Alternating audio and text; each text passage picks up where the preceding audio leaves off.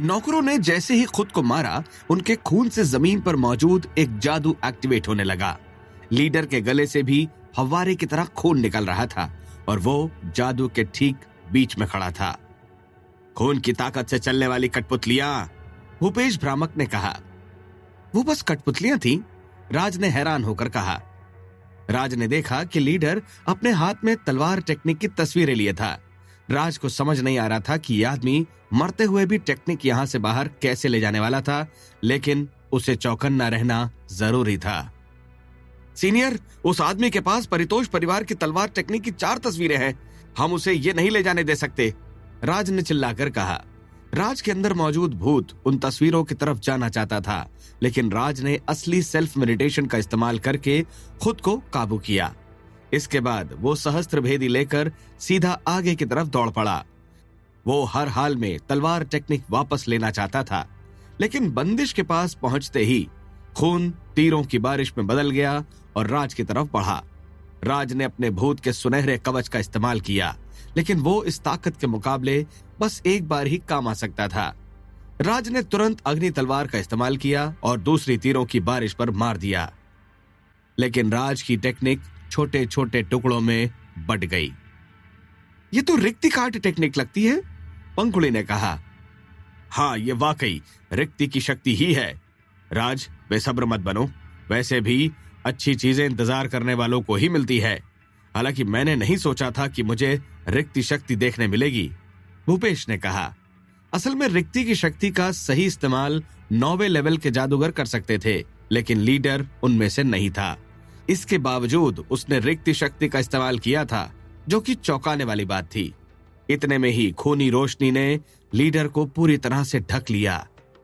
अब जब मैंने सबसे ताकतवर कवच हासिल कर लिया है, तो मुझे मौत का कोई डर नहीं है। अभी अभी कबीले के जो लोग आए हैं, उनके साथ तुम सभी को अलविदा, लीडर ने कहा। उसके इतना कहते ही परितोष कबीले के 6 लोग अंदर आ गए। तुमने हमारी तलवार टेक्निक चुराने की हिम्मत भी कैसे की?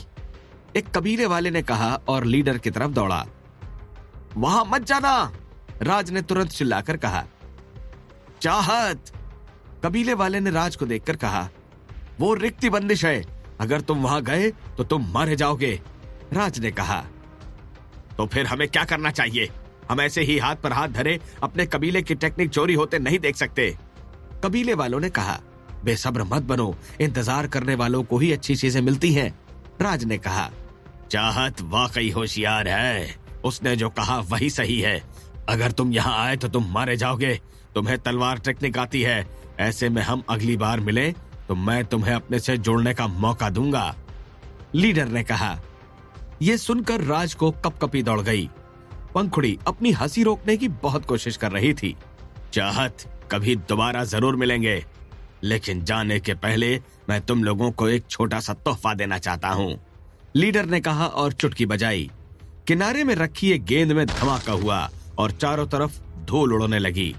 भूपेश ने अपना हाथ लहराया और धूल एक पल में गायब हो गई। सीनियर की ताकत तो कमाल है, लगता है तोहफा किसी काम नहीं आया। खैर, ये तोहफा तो बस मजाक के लिए था, लीडर ने कहा और बंदिश के अंदर समाने लगा। लेकिन तभी भूपेश उसकी तरफ बढ़ा। क्या तुम्हें पता है कि सबसे ताकतवर कवच जैसी कोई चीज नहीं होती? ऐसा लोग इसलिए कहते हैं क्योंकि उनमें ताकत की कमी होती है, भूपेश भ्रामक ने कहा। हाँ, सही कहा, लीडर ने जवाब दिया। इतने में ही भूपेश ने खूनी रोशनी के अंदर हाथ डाल दिया। लीडर ये देखकर हैरान था, क्योंकि भूपेश के हाथ को कोई नुकसान नहीं हो रहा था। ये नहीं हो सकता, तुम रिक्ति की शक्ति को काबू में कैसे कर सकते हो? लीडर ने हैरान होकर कहा। मैंने भी रिक्ति की शक्ति के बारे में तैयारी कर रखी है। तुम्ही ने कहा था ना कि मुझे काफी जानकारी है, तो तुम्हें निराश कैसे कर सकता था, भूपेश भ्रामक ने कहा। इतना कहकर भूपेश भ्रामक ने एक हाथ से तलवार टेक्निक के कागज को पकड़ लिया। मेरी तलवार टेक्निक, इसे छोड़ो, ये मेरी है, लीडर ने कहा। लेकिन लीडर की एक नहीं चली और भूपेश ने कागज बाहर खींच लिए। इसके साथ लीडर के दोनों हाथ भी कटकर बाहर आ गए, लेकिन वो मशीनी हाथ थे। भूपेश ने कागजों को राज की तरफ फेंक दिया। राज ने तस्वीरों को खोलकर उनकी जांच कर ली। सीनियर, ये बस एक ही तस्वीर है, बाकी की तस्वीरें अभी भी उनके पास ही हैं। राज ने तुरंत कहा, घबराने की जरूरत नहीं है, हमारी लड़ाई के दौरान वो 3 तस्वीरें पहले ही बदली जा चुकी है। उसके शरीर में कुछ अजीब था, इसलिए मैं उसके पास गया था। तलवार टेक्निक की तस्वीरें कहीं नहीं जाएंगी। अगर तुम्हारे पास वक्त हो तो हम उसे ढूंढने चल सकते हैं, भूपेश ने कहा। राज ने दोबारा अपने हाथ के कागज को देखा। ये बिल्कुल चाहत के सपने जैसा ही था। चारों तस्वीरें एक साथ न होने के कारण राज के अंदर का भूत अभी एकदम शांत था। राज को इस तस्वीर में अभी भी रहस्य समझ नहीं आ रहा था। चाहत, हम बाकी 3 तस्वीरों का क्या करेंगे? कबीले वालों ने पूछा। घबराने की जरूरत नहीं है, कुछ ही दिनों में मैं और सीनियर जाकर सब कुछ वापस ले आएंगे, राज ने कहा। चलो यहां से चलें, भूपेश ने कहा। इसके बाद सभी गुप्त कमरे से बाहर आ गए। बाहर निकलते ही उन्हें कुछ कबीले वाले उनकी तरफ आते हुए मिले। राज, मैं पहाड़ी महारथियों से मिलने जा रहा हूं, तुम तब तक कबीले वालों से बातचीत करो, भूपेश ने कहा। इतना कहते ही भूपेश गायब हो गया और अपने साथ पंखुड़ी को भी ले गया। चाहत, वो सीनियर और लड़की कहाँ गए? कबीले वालों ने पूछा। वो अपने कुछ कामों से गए हैं, राज ने जवाब दिया। क्या गुप्त कमरे में कुछ हुआ है? क्या किसी ने सेंध डाल दी? हमारे दुश्मन आखिर कहाँ गए? क्या बाहर जो लोग पड़े हैं वो हमारे दुश्मन की लाशें हैं? कबीले वालों ने एक के बाद एक ढेर सारे सवाल पूछे। सभी लोग चुप हो जाओ। जैसा सभी ने देख लिया है कि कई सारे सेंधमार मारे जा चुके हैं, लेकिन उनमें से एक भाग निकला। ये मुद्दा अभी के लिए यही खत्म होता है। आगे जो भी होगा वो मुखिया परितोष बताएंगे।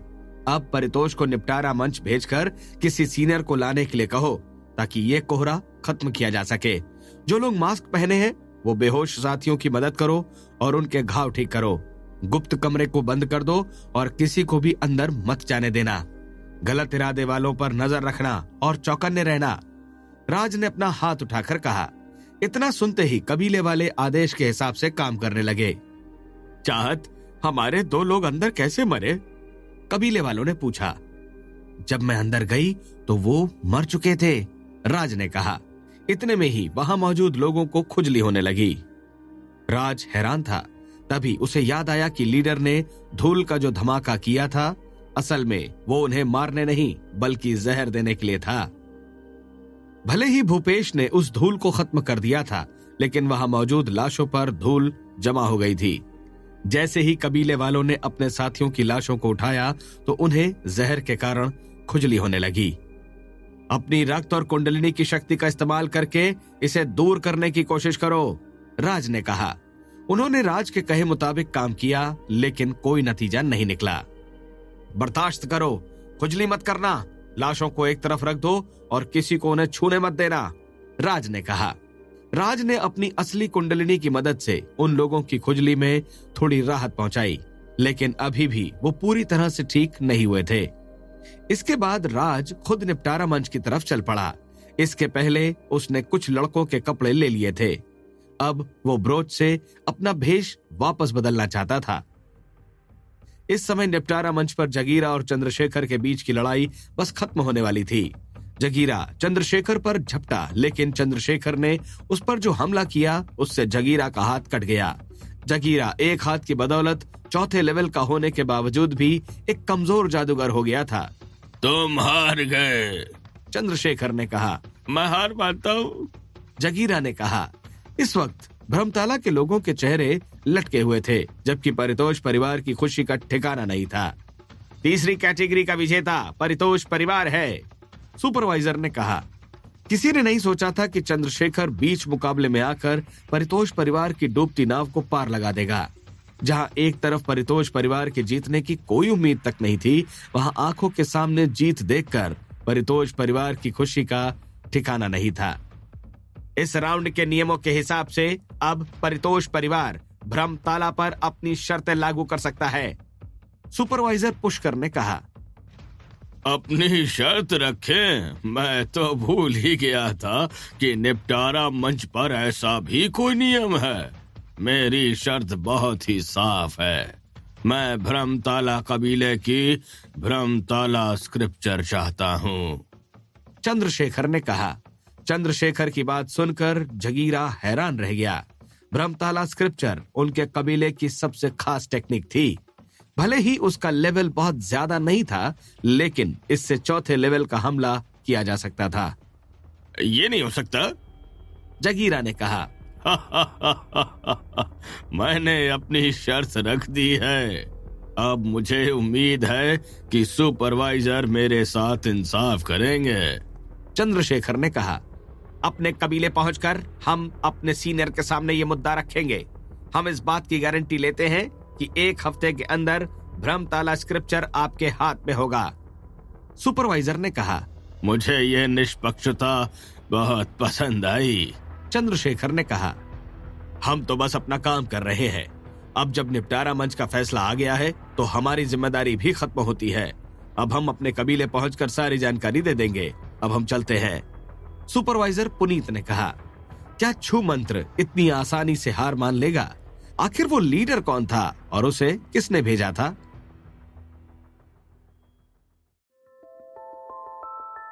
अब आखिरकार निपटारा मंच की लड़ाई खत्म हो चुकी थी। परितोष परिवार में खुशी की लहर दौड़ रही थी। वहीं दूसरी तरफ जगीरा और बाकी भ्रमताला के लोग उदास होकर वहां से जा रहे थे। सिर्फ छू मंत्र ही परितोष परिवार के कैंप की तरफ लगातार घूम रहा था। परितोष परिवार के लोगों, जितना मर्जी खुश हो लो, जैसे ही तुम्हें पता चलेगा कि तुम्हारी तलवार टेक्निक पहले ही गायब हो चुकी है, तब तुम्हारे पास रोने का बहुत वक्त होगा। छू मंत्र ने मन ही मन सोचा। लड़ाई खत्म होते ही जिष्णु अपनी उड़ती तलवार से वहां आया। वो लोहघाती को अपने साथ लेकर आया था। अरे, ये तो कालघाती का शिष्य लोहघाती है ना? इसे इतनी चोट कैसे लगी? लंबकर्ण ने पूछा। मेरे टीचर को ये रास्ते में मिला। इसे बुरी तरह घायल देखकर वो उसे अपने साथ ले आए। जिष्णु ने जवाब दिया। अभी कौन फ्री है जो इसे शल्य के पास तक पहुंचा सके? और ऐसे में कालघाती से इलाज का पैसा लेना मत भूलना।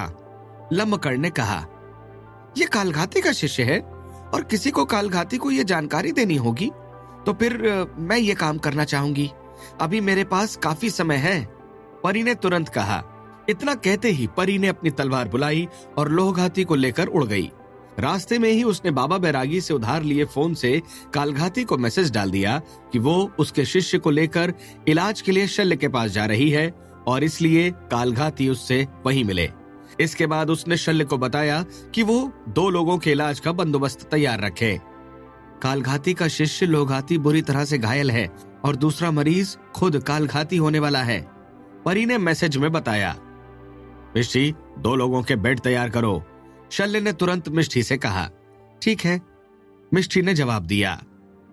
निपटारा मंच तो खत्म हो गया, अब क्या करना है? पहाड़ी महारथी इस बारे में आपस में चर्चा करने लगे। इस समय जिष्णु भ्रमताला के कैंप में मौजूद 5वें लेवल के दोनों जादूगरों पर नजर बनाए था। वो उन्हें पकड़कर भूपेश के सामने पेश करके उसका मूड अच्छा करना चाहता था। जब जिष्णु उन दोनों का पीछा कर रहा था, तभी पंखुड़ी और भूपेश उसके पीछे आ गए। भले ही जिष्णु खुद 5वें लेवल का जादूगर हो चुका था, लेकिन उस पर किसी भी तरह का खतरा भूपेश बर्दाश्त नहीं कर सकता था, इसलिए वो उसका पीछा करने लगा। इस तरफ चंद्रशेखर पहाड़ी महारथियों की सेवा करना चाहता था। मुखिया जी, एक बड़ी दुर्घटना हो गई है, परितोष कबीले के एक आदमी ने कहा। बताओ क्या हुआ? मुखिया परितोष ने पूछा।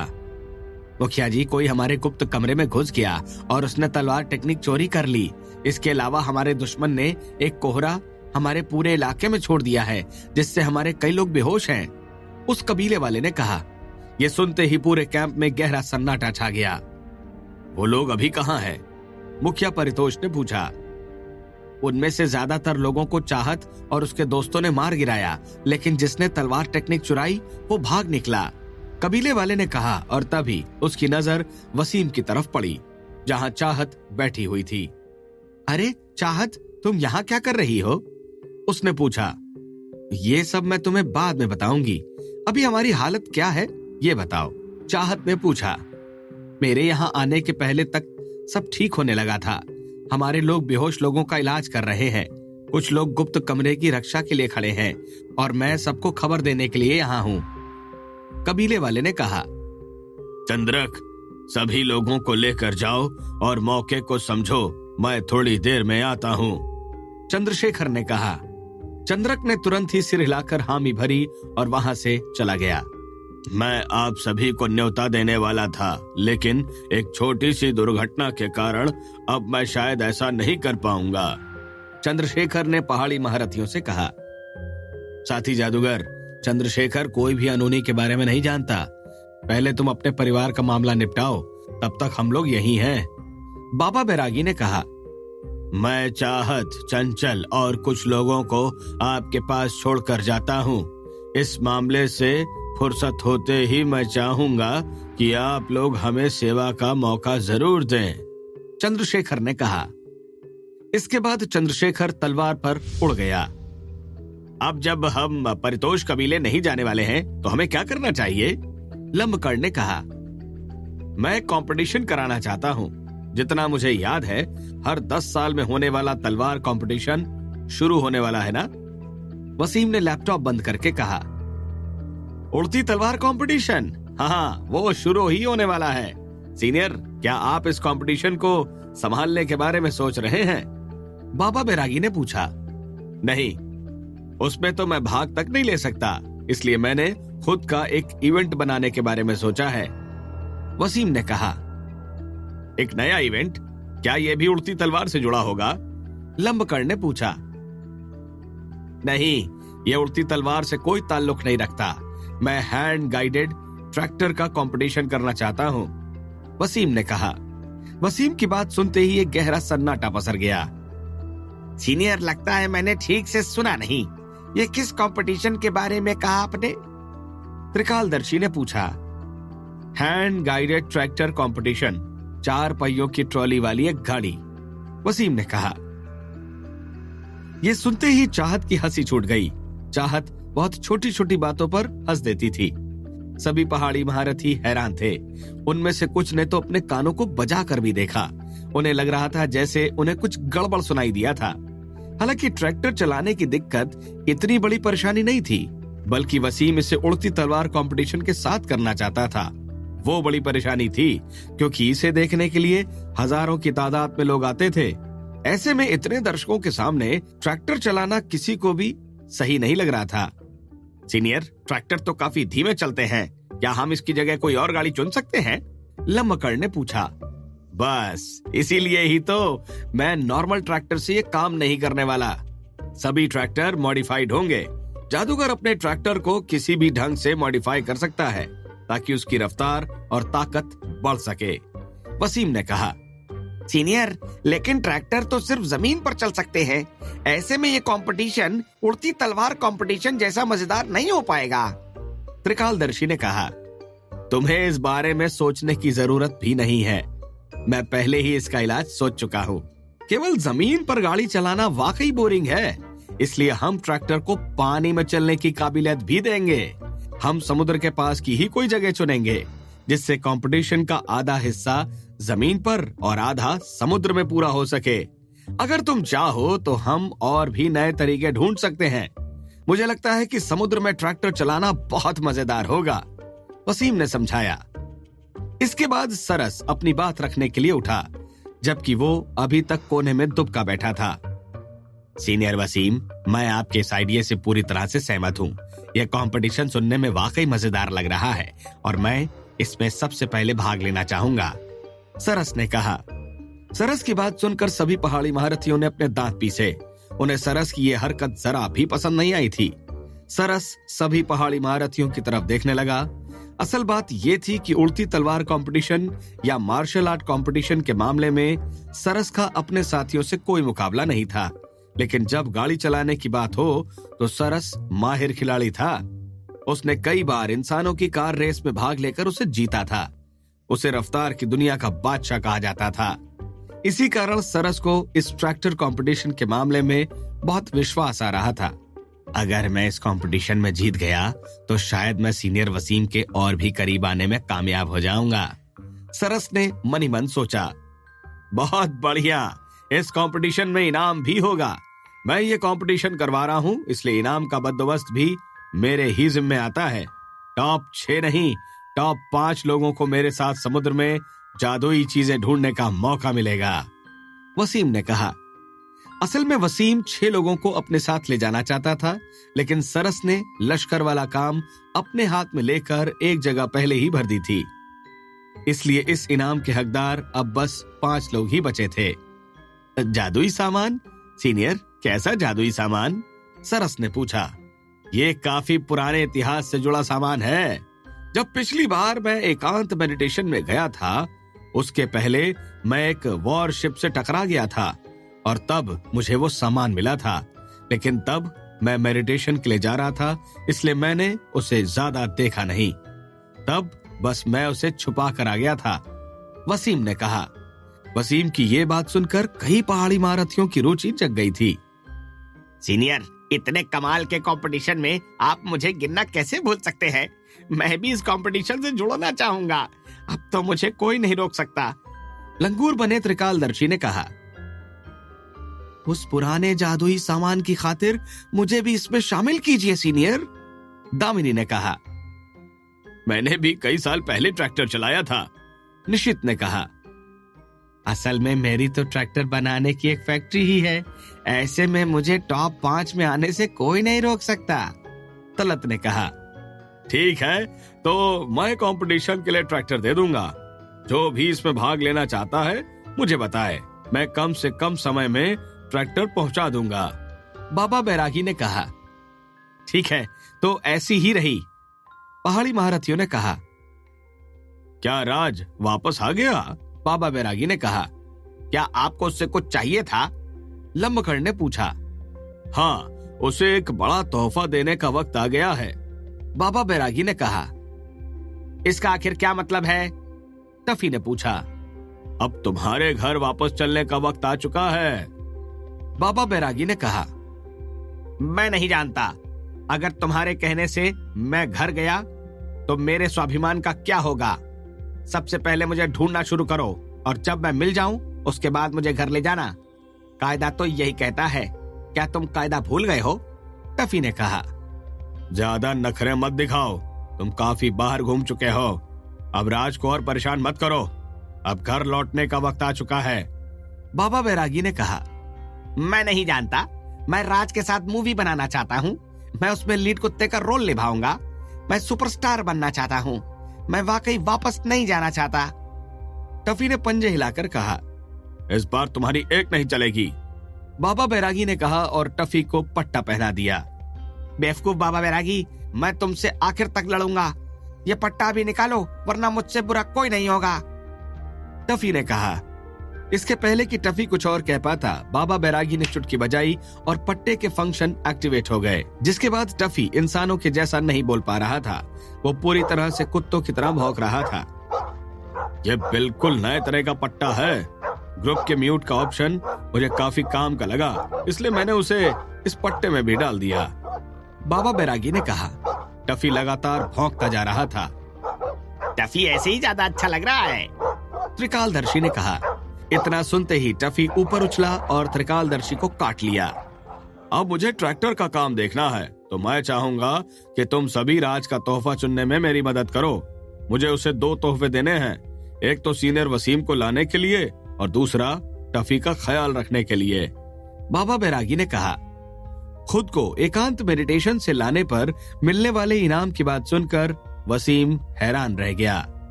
क्या राज सही समय पर इस जगह पर वापस लौट पाएगा? क्या पहाड़ी महारथी राज को देने के लिए एक बेहतर तोहफा चुन पाएंगे?